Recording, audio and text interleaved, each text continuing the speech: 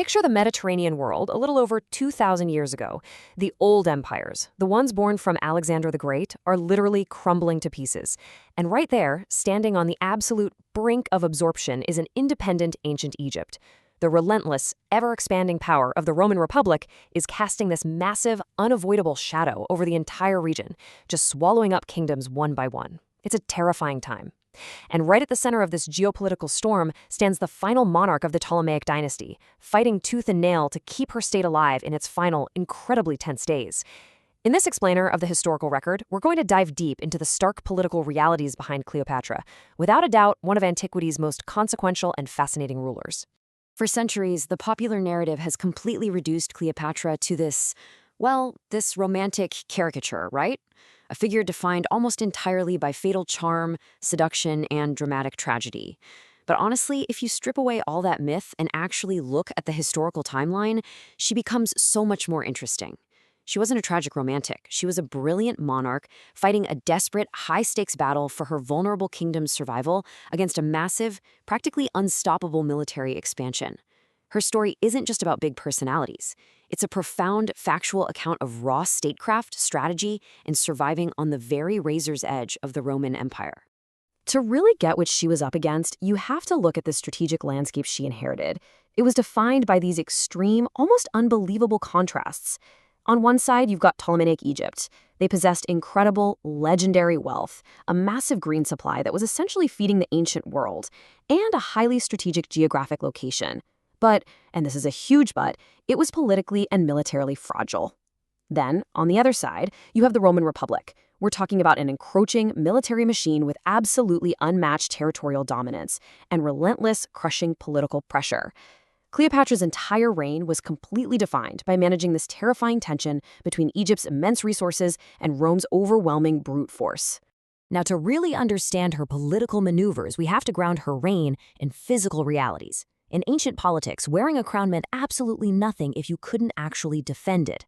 Power wasn't some abstract theoretical concept. It was strictly physical. It was the land you held, the money in your treasury, the grain you used to feed your population, the ships you used to control the trade routes, and, of course, the soldiers standing on your borders.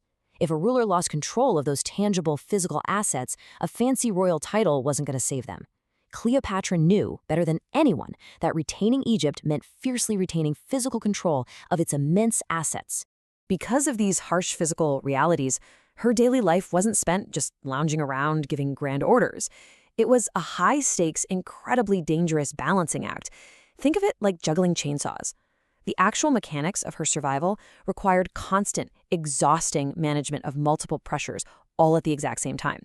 She had to suppress internal court rivals who were actively plotting for her throne, fend off that constant, crushing foreign pressure from Rome, secure continuous funding to keep her military paid and happy, and somehow maintain unquestioned royal legitimacy in the eyes of her own subjects. A failure in literally any one of these areas wouldn't just mean a bad day at the office. It would mean the immediate, violent collapse of her kingdom.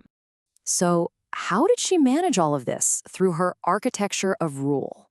She certainly didn't inherit a blank slate. She inherited a complex, centuries-old state apparatus. To survive, she had to carefully construct her authority by aligning these different pillars into one solid structure. Power in ancient Egypt was heavily layered. She used her dynastic bloodline to claim the throne in the first place, her administrative control to keep the daily gears of the country turning, her economic resources to fund defense and buy loyalty, and foreign diplomacy to hold Rome at bay. And the key here is that these layers were totally interconnected. If her military strength weakened because she ran low on resources, her foreign diplomacy and her administration had to immediately step up and compensate just to hold the kingdom together. It really was an absolute masterclass in structural statecraft. But all of that structural power ultimately rested on one crucial foundation: legitimacy. Ptolemaic legitimacy wasn't just some automatic birthright you got for being born to the right parents. It was a continuous, living social agreement. A ruler could sit on the fanciest throne in the world and still be entirely powerless if the people didn't actually accept their claim. Cleopatra's power required constant, active validation from her Egyptian subjects, from the incredibly powerful temple authorities, and from elite officials. She had to constantly, and I mean constantly, present herself as the rightful authorized ruler of Egypt. She did this through grand ceremonies and strategic political communication, ensuring the whole state apparatus stayed firmly loyal to her. And let me tell you, maintaining that loyalty meant navigating the incredibly treacherous waters of her own royal court. The politics of access completely defined the ancient political world. Her court was cutthroat, literally. In a centralized monarchy like hers, physical proximity to the throne dictates everything. It dictates who holds real influence, who controls the flow of crucial information, and ultimately, who shapes the state's decisions. Cleopatra had to be an absolute expert at reading people. She was constantly evaluating who was genuinely loyal, who was a little too ambitious, and actively managing the intense, bitter competition among the elites who were all trying to gain access to her power. Meanwhile, beyond the relative safety of the palace walls, the broader Mediterranean timeline was shifting at breakneck speed. This was a wildly unstable period. We're talking about months of rapidly shifting loyalties, years of devastating Roman civil wars that kept spilling over into Egyptian territory, and the slow, grinding decades of an entirely new, singular world order emerging. In a geopolitical environment this chaotic, consistency was basically a death sentence. The survival of Egypt didn't demand stubbornness. It demanded ruthless, immediate adaptability as the ancient world violently transformed right before her eyes. To adapt to that changing world, Cleopatra relied heavily on instruments of alliance.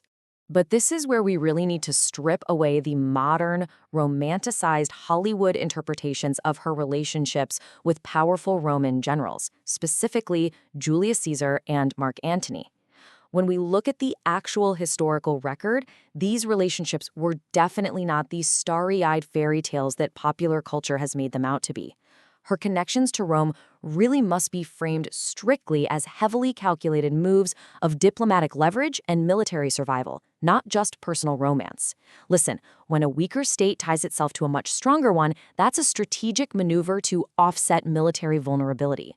She was actively securing political positions and choosing alliances as indispensable instruments in a world where every single choice carried the ultimate cost. Her ultimate strategy in these alliances was actually incredibly profound. She focused on making Egypt necessary. Think about it. A smaller state usually can't defeat a massive empire by brute force, right? But it can survive by becoming so incredibly valuable that the stronger power actually prefers cooperation over conquest. Cleopatra tied Egypt's vast resources, its immense grain wealth, and its strategic prestige to Roman interests so tightly that dismantling her role would have actively harmed her Roman allies. It was brilliant. She knew she could not muscle Rome, so she fought to outmaneuver the terms of her kingdom's dependence instead. And while she was pulling off these massive international maneuvers, she still had to maintain absolute authority back home. She pulled this off through the masterful projection of order. When the kingdom felt the most threatened by external forces, when things were falling apart, she used spectacular ceremonies, very specific language, and heavily controlled public presentation to project this unwavering psychological steadiness.